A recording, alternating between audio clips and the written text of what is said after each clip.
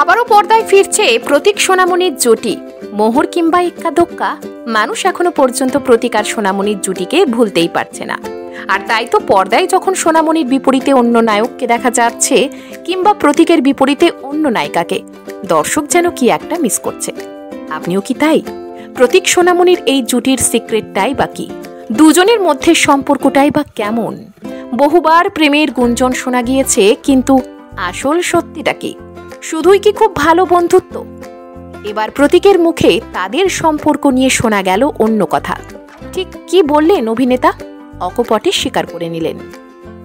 বর্তমানে সোনামণি সাহাকে দেখা যাচ্ছে শুভ বিবাহ ধারাবাহিকে, যেখানে তার বিপরীতে নায়ক হিসেবে রয়েছেন হানি বাফনা।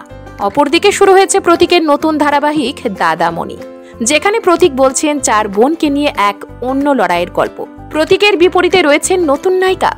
যদিও এখানে শুধু তিনি কর্তব্যপরায়ণ দাদামণি নন, তার জীবনে একটা প্রেম পর্ব রয়েছে। কিন্তু ওই যে দর্শকের মনে গেঁথে রয়েছে প্রতীক সোনামণির অন স্ক্রিন কেমিস্ট্রি। যখনই সোশ্যাল মিডিয়ায় দুজনের একসাথে ছবি পোস্ট হয়, দর্শক ভালোবাসায় ভরিয়ে দেয়। কারণটা ঠিক কি বলুন তো?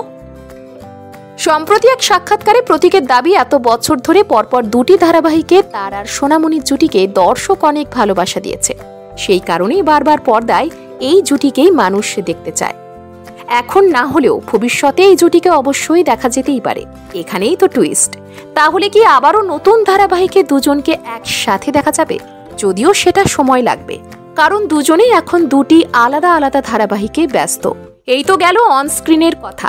আর যদি বলা হয় প্রতীক সোনামণির অফ স্ক্রিনের কথা, দুজনের কেমিস্ট্রি কেমন? শুধুই কি বন্ধুত্ব, নাকি রয়েছে অন্য রসায়ন? এই ক্ষেত্রে প্রতীকের কথায় তারা এত বছর একসঙ্গে কাজ করেছেন, বহুক্ষণ একসঙ্গে সময় কাটিয়েছেন, তৈরি হয়েছে বন্ধুত্বের সম্পর্ক। তা অভিনেতা অকপটে বলেছেন। তারা দুজনে খুব ভালো বন্ধু।